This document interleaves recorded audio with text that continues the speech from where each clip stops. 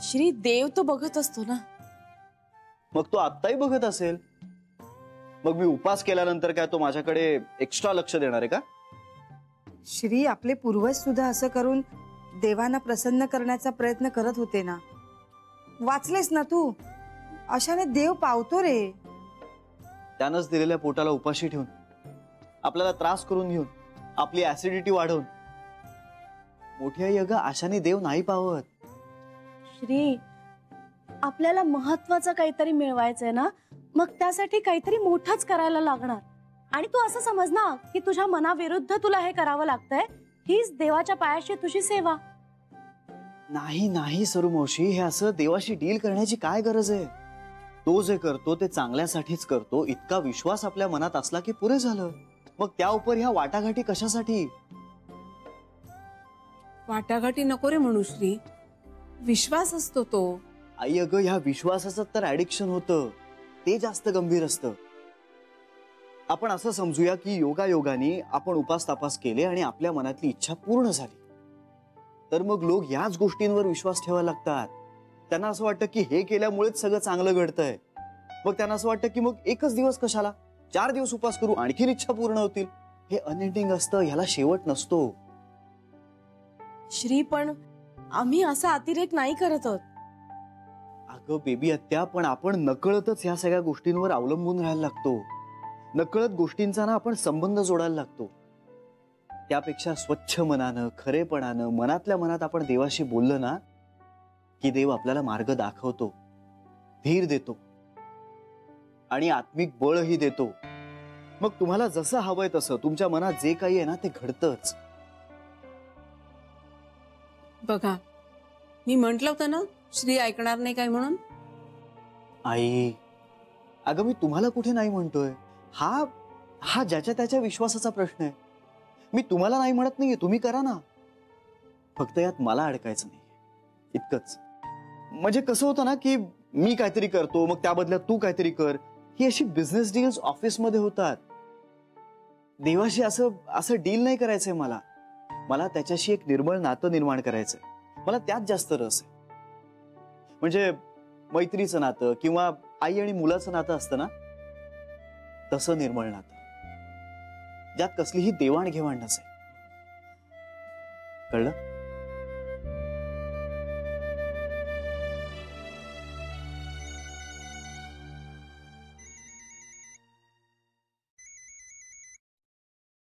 आई, office मधनं phone आलाय. निघू?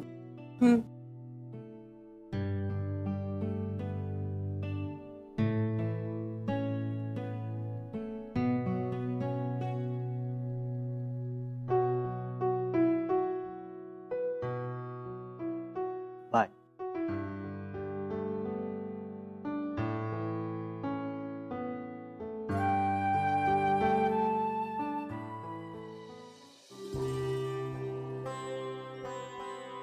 पांडुरंगा, तुझ्या कृपेने पावसाला छान सुरुवात झाली रे बाबा.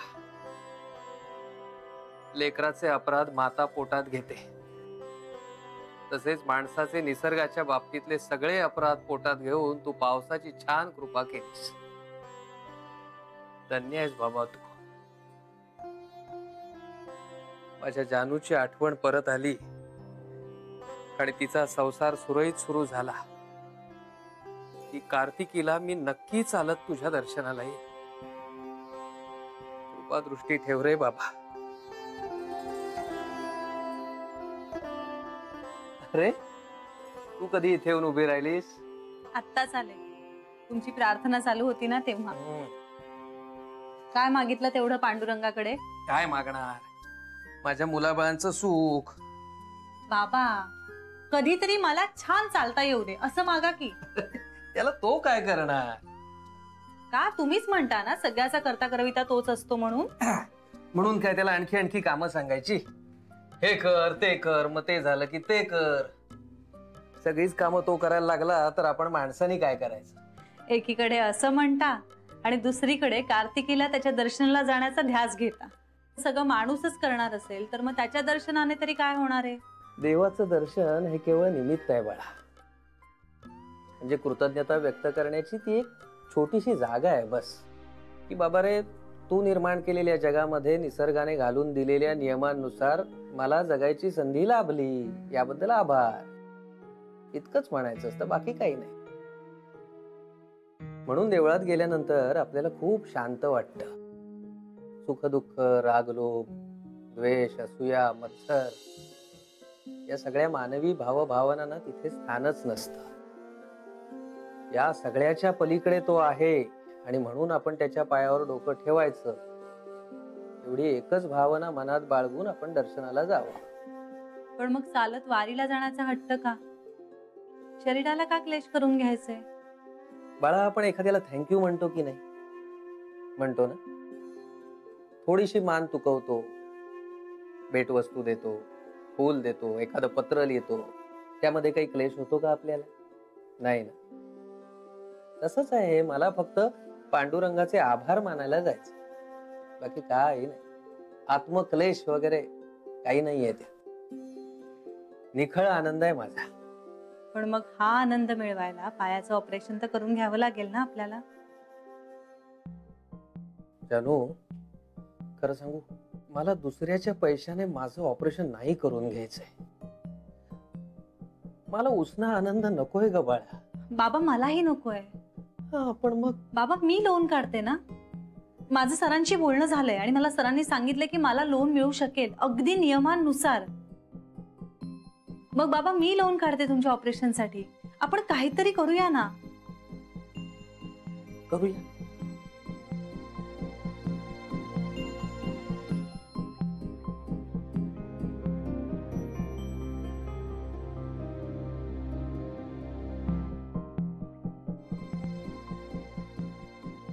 बाबा, हे आपण बोललोय ना या आधी?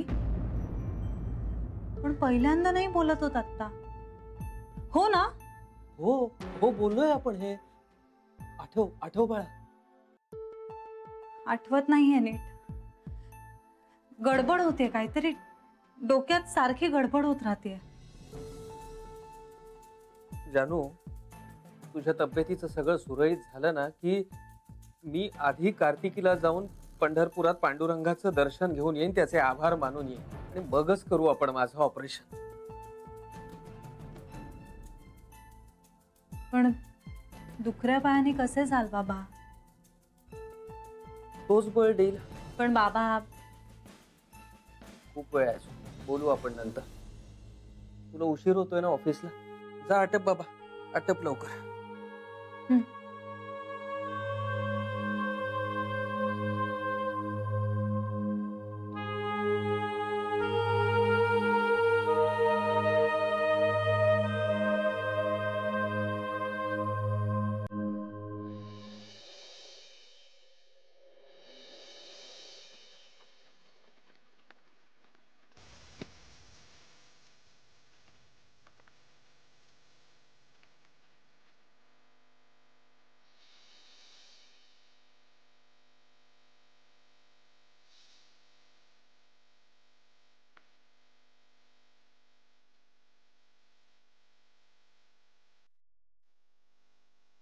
हाय हाय. हाय. ऍक्च्युली इथेच आहे बस स्टॉप. मी जाईन. पावसात भिजून आजारी पडण्यापेक्षा माझ्या छत्रीतून गेलेलं बरं ना.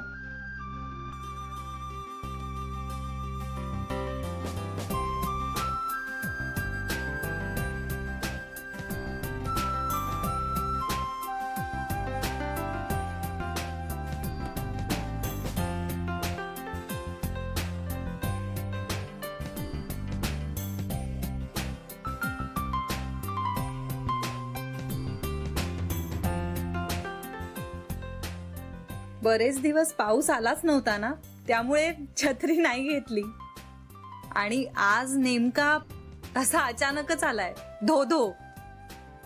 खूप दिवस झाले भरून आलो होतो विचारायला. आज कोसळलाय. आता बरं वाटेल त्याला.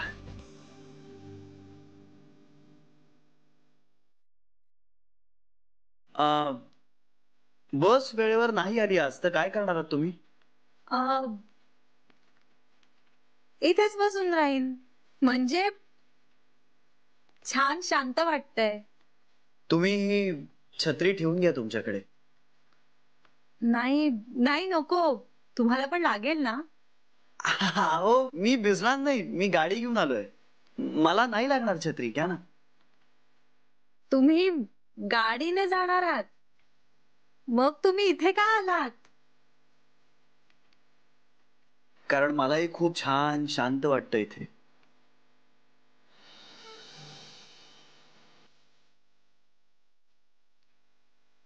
घ्या ना प्लीज. नाही, खरंच नको. या छत्रीनं मला कोणाशी तरी जोडलंय. खूप लकी छत्री आहे माझ्यासाठी. तुमच्या अशीच कोणीतरीने दिली आहे का तुम्हाला ही छत्री? हो.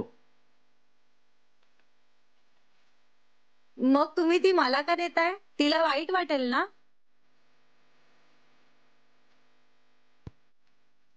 नाही वाटणार तिला वाईट. तिचं मन खूप मोठं आहे. तुमचंही.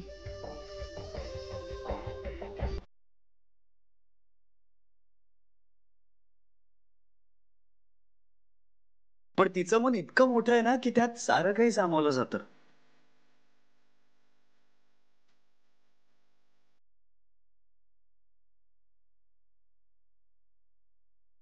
न भेटताच आवडायला लागली ती मला.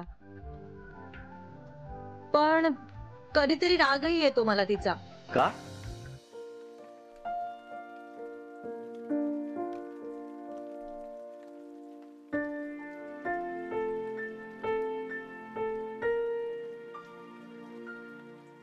माझी बस आली.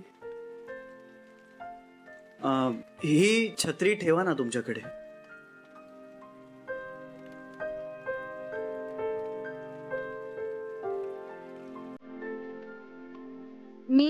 मी तुम्हाला परत देईन छत्री तुमची. बाय.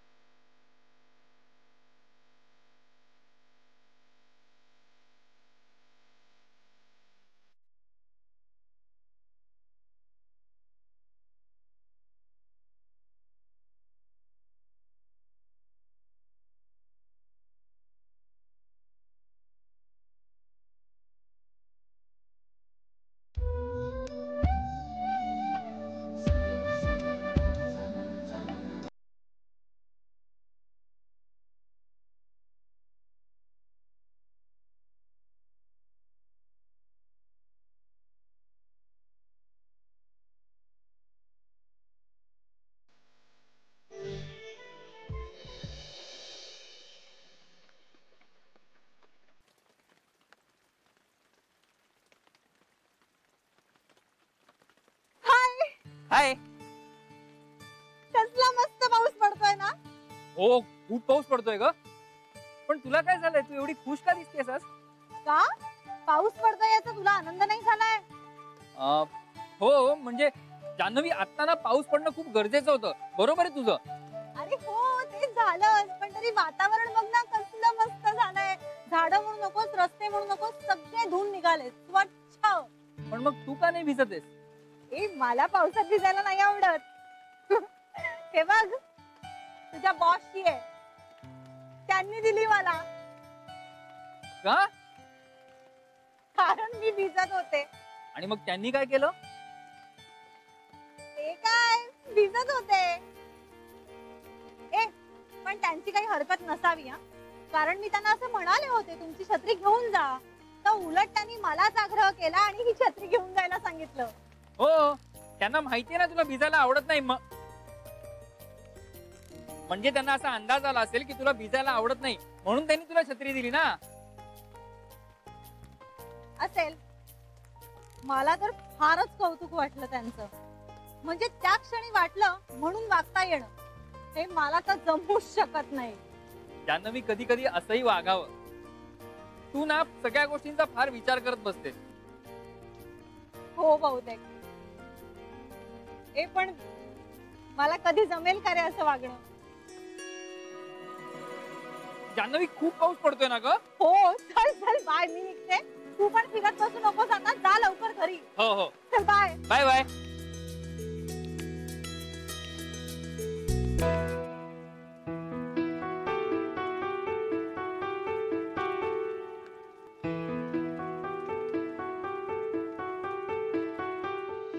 नेमकं हे सगळं झालं ना तेव्हा मी इथे नव्हते.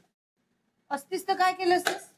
मी डॉक्टरांना आणि तिच्या आईला सुद्धा बुजावलं असतं. कारण काही का असे ना, ती आता त्या घरात जाणार नाही.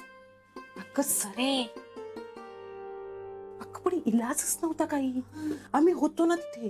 तिची आई किती भांडत होती आणि आम्ही काय आनंदाने पाठवलंय का? पण आता किती दिवस झाले आणि आता हळूहळू बरी होतीये ना ती. हो. मला काय वाटतंय सांगू? आपण ना आता ठरवायला हवं, वाट पाहायची का वाट पाहायची नाही. म्हणजे जान्हवीची मेमरी परत येईपर्यंत निमूटपणे वाट पाहायची किंवा तिला सरळ सांगून टाकायचं सगळं. निमूटपणे वाट पाहायची.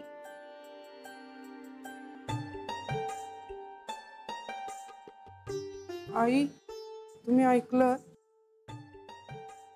माझे कान अजून ठणठणीत आहेत. तुम्ही कुजबुजलात ना तरी ऐकू येतं मला. तुम्ही नुसता विचार जरी केलात ना तरी कळेल मला. आई, पण सरूचं नेमकं म्हणणं काय हे तरी? काहीही असलं तरी जान्हवीला सांगायची वेळ आलीये की नाही हे डॉक्टर सांगतील आपल्याला. उफ, काय धमालच.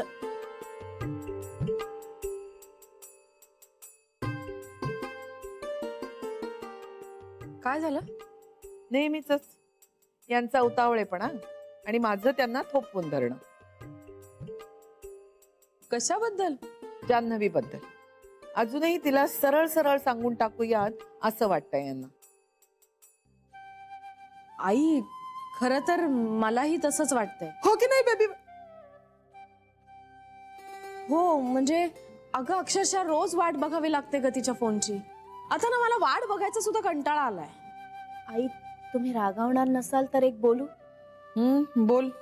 आई, माझं म्हणणं असं आहे की नैसर्गिकपणे किंवा डॉक्टरांच्या उपायांनी जान्हवीचं विस्मरण जाईल तेव्हा जाईल, पण त्या आधीच तिला हे बाहेरून कुठून तरी कळलं असं होण्याची शक्यता आहेच ना. म्हणजे आपण कितीही काळजी घेतली तरी जग झपाट्याने बदलतंय हो.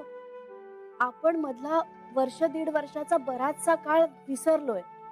हे तिला बाहेरून कुठून तरी कळण्याची शक्यता आहेच ना. मग आपणच ते सांगितलं तर? आई, मला पटतंय हे. म्हणजे समजा आपण सगळ्या जणी तिच्या समोर जाऊन उभे राहिलो आणि तिला म्हटलं की आता आम्ही तुझं कुटुंब, तर काय होईल? आई, मला पटतंय की तिला त्याचा त्रास होईल, पचायला जड जाईल, पण तिला धक्का बसला तर सावरायला आपण सगळे आहोत ना. आणि आई आपल्याकडे तर तिची डायरी पण आहे.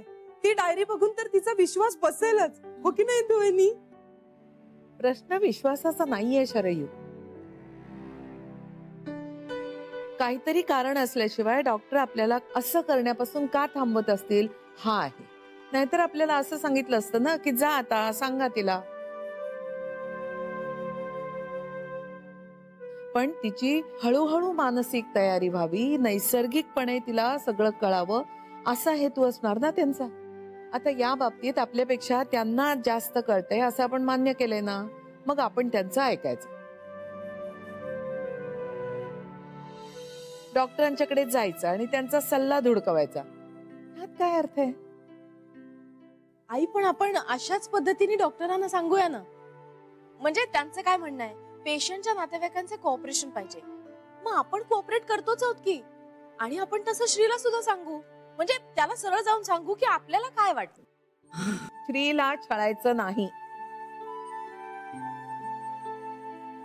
जान्हवी बरी होईल, आपल्याकडे येईल, पण त्याच्या डोक्याला घोर लावू नका तुम्ही. अहो, जान्हवी तुमच्या वाढदिवसाला यायला हवी आहे ना तुम्हाला.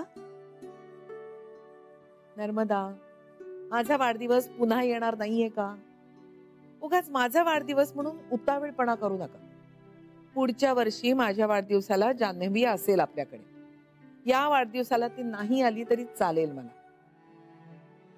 तिनं ठणठणीत बरं व्हावं हे जास्त महत्वाचं आहे ना नर्मदा. मी आलेच जरा. तू कुठे चाललीस? हातपाय तोंडून आले. अगं बेबी तिकडे कुठे गेली? बापरे काय भयंकर ट्रॅफिक होतं आज. सरा चहा टाक जरा. चहा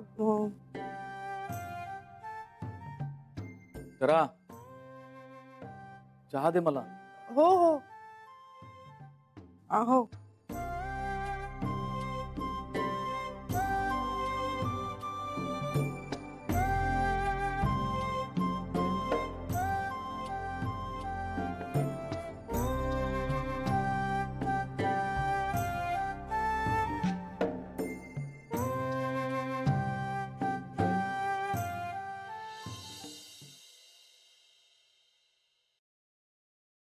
तुझीच वाट बघत होतो. फोन करणार होतो आता. का हो बाबा? अगं अचानक पाऊस सुरू झाला. तू छत्री नेलेली नाही. म्हटलं ही आता ही कुठली नवीन घेतलीस? छे हो, ते श्रीरंग गोखले आहेत ना, त्यांनी दिली मला ही छत्री. श्रीरंगने दिली? हो ना, स्वतः भिजत होते आणि मला ही छत्री दिली. आता तर मला या छत्रीचं ओझच वाटायला लागलंय बाबा. नाही बाळा, मदत करण्यासाठी जसं मोठं मन लागतं ना, तसंच मदत स्वीकारण्यासाठी सुद्धा एक मोकळं मन लागतं. श्रीरंग सारख्या निर्मळ मनाच्या माणसाकडून मदत घ्यायला काहीच हरकत नाही. या मदतीचं ओझं नको वाटून घेऊ.